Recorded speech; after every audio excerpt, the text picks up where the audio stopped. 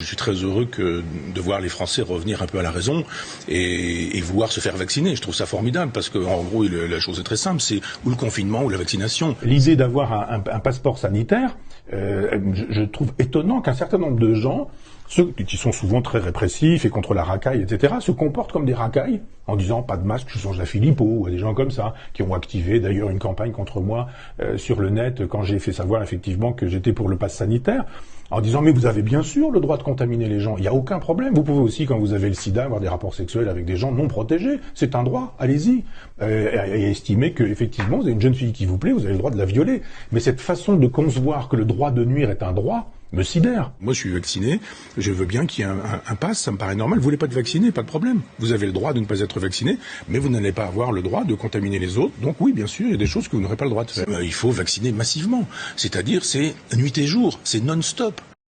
J'ai défendu le vaccin quand on nous a dit qu'il empêchait la transmission, il empêchait qu'on ait le Covid, etc. Puis après, on a dit non, il n'empêche pas vraiment, il empêche les formes sévères. Vous pouvez être vacciné mais l'avoir quand même. Puis quand vous l'avez, que vous êtes vacciné, vous pouvez le transmettre tout de même. Mais quand même, les infirmières et les personnels soignants qui ne veulent pas, on les met à la porte. On voulait les emmerder, disait Macron. J'ouvre une parenthèse d'ailleurs pour dire que je suis pour la réintégration de tous les personnels soignants qui ont refusé de se faire vacciner. Et puis voilà, quoi. C'est aussi le rôle d'un chef d'État de pardonner, de tourner la page, si on ne veut pas le mot pardon, d'avoir le sens de l'intérêt général, du bien commun, d'éviter de mettre de l'huile sur le feu, de rassembler les Français, d'éviter à chaque fois de les opposer.